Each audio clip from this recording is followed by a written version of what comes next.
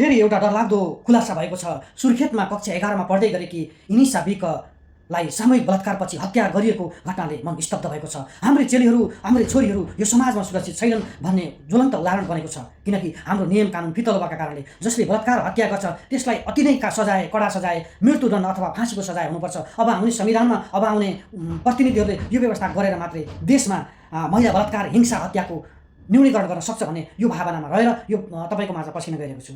नबने त कडा कानुन कति रुनुपर्छ, बलात्कारी हत्यारालाई फाँसी हुनुपर्छ। इनिसा बिक आज बलात्कृत भई मरिन्, न्याय कसले दिने उनलाई उन्यायमा परिन्।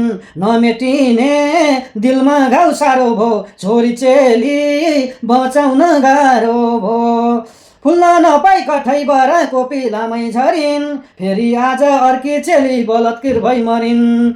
बलात्कार हत्या गर्न हुन्न भन्ने ती पापीले जानुन्, नेपालीलाई चाहियो अब फाँसी दिने कानुन। नमेटिने दिलमा घाउ साह्रो भो, छोरी चेली बचाउनै गाह्रो भो। पीडितको चित्कारहरू कोहीले सुन्ने होइन, पीडितको चित्कारहरू कोहीले सुन्ने होइन। अझै निर्मला पन्तले न्याय पाएको छैन, अझै निर्मला पन्तले न्याय पाएको छैन। सुर्खेततिर मनै रुने घटना घट्यो फेरि, दिने दिलमा घाउ साह्रो भो, छोरी चेली बचाउनै गाह्रो भो, छोरी चेली बचाउनै गाह्रो भो।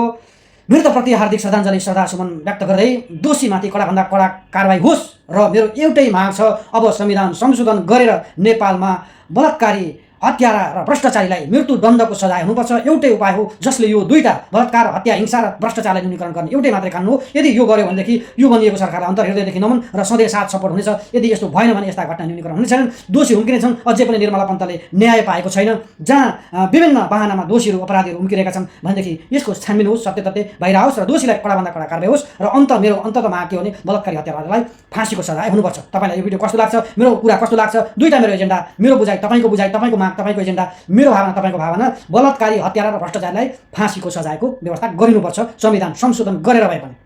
त्यसमा जसले विरोध गर्छ ती देशका अभिशाप हुन्, जो त्यहाँबाट उम्किन खोज्छ ती देशका संरक्षक हुन्।